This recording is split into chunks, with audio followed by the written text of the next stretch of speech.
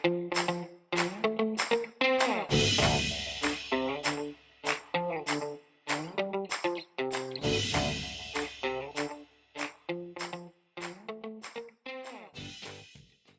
up, guys? Welcome back to the Live Loud Life podcast. My name is Dr. Antonio Gurley, the host of the show.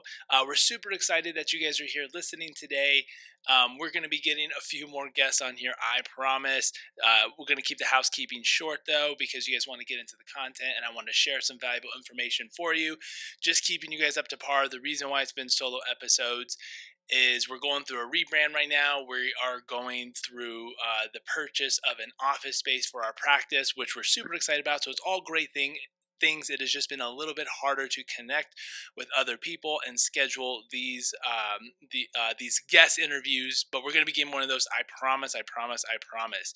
We are going to start today with a little backstory that's going to hopefully springboard us or launch us into the content and how we approach this particular topic. So, for those of you who don't know, Nichelle and I, my wife, are both chiropractors. We did not meet in chiropractic school, though. There is kind of an ongoing joke that many people that are, or married couples that are chiropractors, they met in chiropractic school and then they go on and do that thing.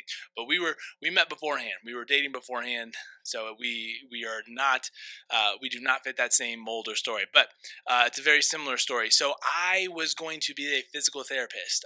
We both met at CU Boulder. Both Buffs, go Buffs, and I was going to be a physical therapist. We were both in integrative physiology, which is like a kinesiology bachelor's degree. So a lot of our courses that were leading up to our graduate or postgraduate programs, they're very similar. But I was doing PT shadowing hours, and I was planning on being physical therapist. And I applied to a couple different schools, and the main one that I wanted to get into was CU Denver because it's a wonderful PT program. But I was waitlisted for that first round application, and PT programs they're very competitive, especially the CU program that I was trying to get into. But I was waitlisted, and Nichelle knew she wanted to do chiropractic. To be a chiropractor, and she knew she wanted to go out to San Jose to Palmer College of Chiropractic. So the short of a long of it is, I'm not in school. I was still working at the restaurant I was working in undergrad, and Nichelle moved out to California, and I'm like, okay, well, I could either stay here in Boulder by myself, or I can move out to California, be closer with Nichelle, and see what that next chapter, next step looks like. So, move out to San Jose, California. Was bartending at a fantastic restaurant, which is called the Yard House, and she started, I started seeing her go through the program and the curriculum, and I'm like, man, this is really similar to physical therapy. And so I started chatting with more people about what is really the difference between chiropractors and physical therapists. And the more I started to, as the years go on, and the more I started to learn, they're really not that different. Sorry, from a core level, they're really not that different. There are physical therapists and chiropractors that are very different.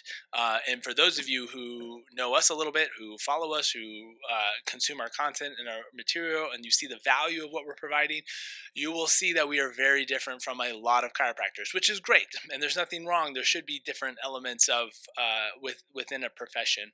But lo and behold, is my kind of background or core values and belief, knowing that I wanted to be a physical therapist, leads me into a kind of different realm of chiropractic care where we really love rehab. We really love the self-empowerment aspect of it. We really love helping you bridge from where you are to where you want to be, which is commonly what physical therapists are viewed and seen as. We also take a slightly different approach when we're looking at like the biomechanic principles when it comes to more movement, because we're assessing how somebody moves rather than just looking at a static spine or joint position and trying to fix that, which has huge value. But we want to see the application into the actual movement principle. So with that, I another very, very short story, I promise. Our hard drive crashed. And for those of you who do not have backups to your backups to your backups, get backups to your backups to your backups. It's just been a nightmare trying to retrieve our information and trying to find out where it all is, which was also just a humbling experience of trying to just be a little bit more organized with all the stuff that we have. But I came across this old post That was from Eric Cressy, who is a strength and conditioning coach in Florida and kind of the East Coast. Works primarily with baseball athletes, but just a lot of well-known, just a really smart, educated individual who also puts on a wonderful upper extremity and shoulder seminars and information. So if you're interested in anything about that, and if you're an athlete, if you're an overhead athlete, volleyball, baseball, or anything like that, look up Eric Cressy. But he had this workflow that talked about when should we mobilize or when should we stabilize, and I took this screenshot so long ago, and I honestly kind of forgot about it. And as I was again diving through trying to find a lot of our content, I came across it. I was like, oh my gosh, this is so important, and this is the exact thing that we try to talk about at a certain level. And so I wanted to share it, and hopefully it provides you guys some value about how you can approach your training, your warm ups, your stretching, and things like that. So Eric Cressy has on his website this article says making movement better, duct tape or WD-40. So we're going to go through a couple examples in which we can play out these scenarios and see how it might be applicable for you. So this is kind of like how we think about movement and joints and an individual pain ailment. A lot of these things overlap and go together, but we're going to go through the flow chart and you guys can see how this runs down. So engineering flow chart, should it move? You have a yes or a no. So if it's a yes, great. Should it move? Yes. No problem. You're good to go. Does it move? Yes. Should it move? No. Then you have a little image of duct tape indicating that you need to tighten it up. You need to maybe stabilize it because there's excess movement. Okay.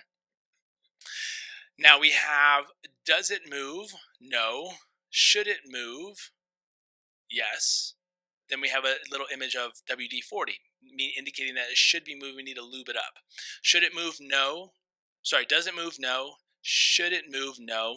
Then no problem, right? We want, in that scenario, we want something that's a little bit tighter, if you will. So let's just piggyback off where we just came off of, right? So does it move? Now, that is a very general question, right?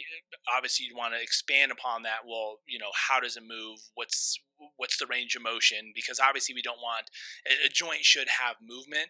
Some joints have very little movement. Some joints have more movement. So, for instance, like, does it move? No. Should it move? No. Let's talk about the pubic symphysis, right? Where our pelvis meets in the front, right at our pubic bone. That's technically a joint there. And there is a little bit of this kind of twisting torque motion. For those of you who are watching the video, you see this little twist and torque motion. As you walk, the pelvis does rock a little bit. We're talking like millimeters of movement, right? So should it move? Well, obviously, yes. But when we're talking about how much movement, no, it really shouldn't move that much. So in the pubic bone, if it doesn't move a lot, then great, you're good to go. There's no concern that we need to be aware of. Another position would be like the fibular head of our shin bone. There's actually two bones within your lower limb, one of which does not move a lot, right? It is a joint, so there is some movement and it does twist and torque a little bit, but in the global scheme of movement, it doesn't really move and we don't want it to move. The same holds true for the SI joint of the lower back. Does it really move all that much? And there's a ton of controversy into this. So we're not getting into like, does the SI joint move? Yes, it does move some, and we want to restore motion, especially as chiropractors. But it doesn't move really all that much. We get that gentle rock back along the sacrum as we walk, and you get that counterbalance rotation, right? So that would be an example. Now, let's say, for instance, we have an ankle joint. We're talking more specifically about not the subtalar joint, the talar joint along on the bottom part of the tibia. So this controls the majority of your dorsiflexion, which would be bringing your ankle or your toes up.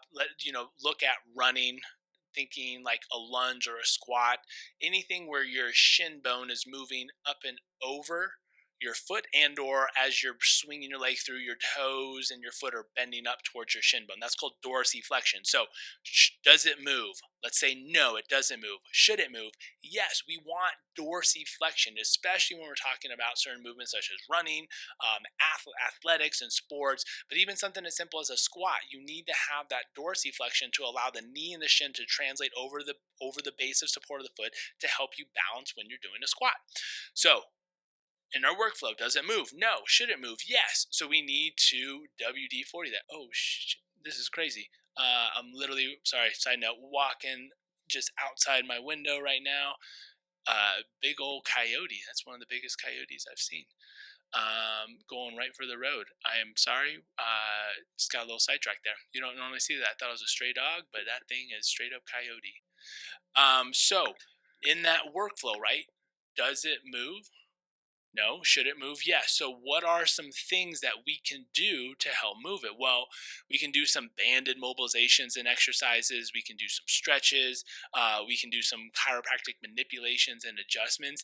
Anything that will get that. Anything that'll get that joint moving again so that we can maintain more dorsiflexion and not be worried about a limitation in an area where there shouldn't be a limitation. So that's a good example, right? So you have to know though, as an individual, you have to know, well, how much movement should I have? Well, how much movement is good? What is maybe normal range of motion? And what's normal range of motion for your body? Because you also have to take into consideration your anatomical variances and just your anatomical makeup. And so, hypermobility and those that are just a little bit stiffer as far as a genetic connective tissue makeup, there's going to be some differences and some nuances. Okay, so let's flip to the other side. Does it move? Yes. Should it move? Yes. No problem. You're good to go. You don't maybe you can use stretching or like a mobility type of routine just for like a general feel good flow, but you don't need to be worrying about and putting a lot of time and attention into getting more movement because it's already moving good. And on that, this is where sometimes people get into trouble, right? We're going to use an example of the shoulder here again in just a second, but should it move? Yes. Or sorry, does it move? Yes. Should it move? Yes. No problem. Do you need more stretching of the shoulder? Do you need to try to improve the range of motion and the movement in an area that's already moving well enough? Maybe, maybe not. Again, we use the example of just, yeah, I mean, a little bit of stretching, a little bit of warming up's all good. But if your intention is to make it move more and it already is moving enough, is enough in that scenario? And again, you got to play it's a case by case example. I'm not saying that you shouldn't be doing that, but these are questions that you need to be thinking about, especially when you're talking about a group fitness class. Knowing your own individual body will help you do the warm-ups, the movements, or the exercises that you know you need to do rather than feeling you need to be pigeonholed or put into a box because that's what everyone else is doing. It might not be advantageous for you, and in fact it might even be detrimental. So on the other example, does it move? Yes. Should it move? No. Okay. So this is an example where stability comes into play. Now, there's a number of different joints where we want to be able to control the amount of movement, right? So this is a little bit of a different example, but the shoulder blade, right? The glenohumeral joint, the actual ball and socket joint, it needs a ton of range of motion, and the supporting structure of the scapula, the shoulder blade, it actually has a decent amount of range of motion as well. But if that shoulder blade is not stable, the glenohumeral, the actual ball and socket joint, no longer has a stable platform to move, operate, push, pull, and leverage off of. So the scapula, the shoulder blade itself, does it move? Yes. Should it move? In this scenario, it should move, but only to a certain degree. We need to be able to control the movement so that there's not excessive movement where the shoulder might not be controlled or stable enough. Another example of this would be, let's just say let's just say like an elbow joint, right? So your elbow, obviously, it does move, but it doesn't move in certain directions. So for those that have maybe subluxated their radial head before, this is very common. Nursemaid elbow in children. Does it move? Yes. Should it move? Well, it does have a little bit of movement, but if the movement that it is presenting with is excessive compared to what it normally should be, then no, that's not an area in which we want more and more movement of, right? So again, it's a little bit more convoluted and a little bit more confusing because you have to know what certain joints are and how much they technically should or should not move. And for the everyday person, you might not know, which is okay, right? But this is where we encourage and implore you to start reaching out or having a coach or having these questions and conversations with the coach so that you know, hey, what's going to be more beneficial for me? We always have this conversation with our athletes who are doing group fitness classes. Like, you got to know what realistically is best for your body. So for our hypermobile individuals who have hypermobility in their shoulders, they don't need more shoulder stretching. It moves enough. If anything, they need probably more stability and control training so that it doesn't move more than it needs to. We don't need to create subluxations or dislocations because we've created more laxity. That's definitely not what we want, right? Whereas the same is also true, right? If you're super tight in an area, you probably need to spend a little bit more time on that area. While others might not be as tight as you, this is what you're presenting with. So why not try to individualize the care, the stretches, the things that you need to do so that you're not wasting your time on things that aren't really as beneficial. Are they going to help still? Probably. Is it going to hurt? Probably not if you're doing these other things. But why not be a little bit more specific? And how this plays out in my life is just through constant exploration of my body in areas that are tight. And I definitely have areas that I neglect. We all do. It's all good. It happens. But the reason why I don't do at this point in time, one of the reasons why I don't do a lot of group fitness is just I know what my body currently needs. And when I was doing a lot of group fitness classes, just playing the part, I always felt like I was off doing my own thing and not really paying attention. But I was like, it doesn't matter. I don't need more of this stretch. I need more of this stretch. So I'm gonna go ahead and do that stretch. Or I don't at this point in time, my goals don't align up with this, and they align up with this over there. So I'm gonna do more of that, and that's totally fine. And you can make that happen in a group fitness class. I'm not saying you have to remove yourself from the group fitness class. It's just having a better conversation with the coaches and whoever's doing the training. Hey, I need more of this, or I feel like I need more of this, or I'm having this problem. Is there something else I can do that'll help that I can do in substitution with some of these things to help keep me safe, to help better align with my goals, and to help me move along the process hopefully a little bit faster. So something to consider, because I know, and the reason why is because you just do a simple Google search or you just do a simple social media search, is everyone's looking for the best ways to mobilize, everyone's looking for the best ways to stretch, it's the top three this, the top five this. And that might be fine and good, but you're taking a generalist approach to something that's very specific. And a generalist approach would get you pretty far. Don't get me wrong. I'm all about generalism, but you can get down and just assess a little bit more specifically.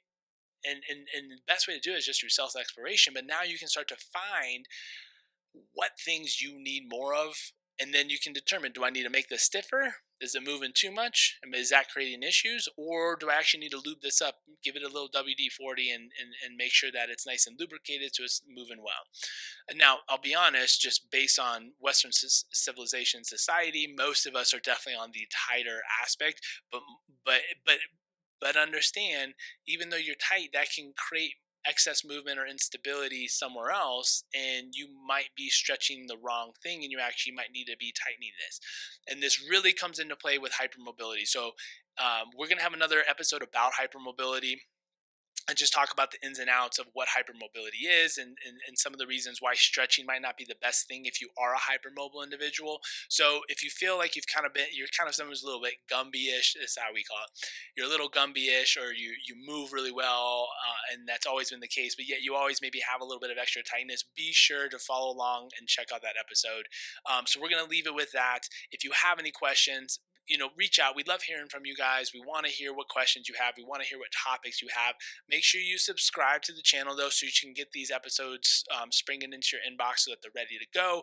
And if you have not done so, please give us a rating. The ratings obviously help us out. It helps those that are, flipping through all the podcasts nowadays to determine what's a good show. What should I be paying attention to? What should I not be paying attention to? So it not only helps us, but it helps them, and it helps get the word out to more and more people. So thanks again for tuning in, guys. Live loud. We hope that we can continue to guide you to the adventurous life you were made for, and we'll see you next time.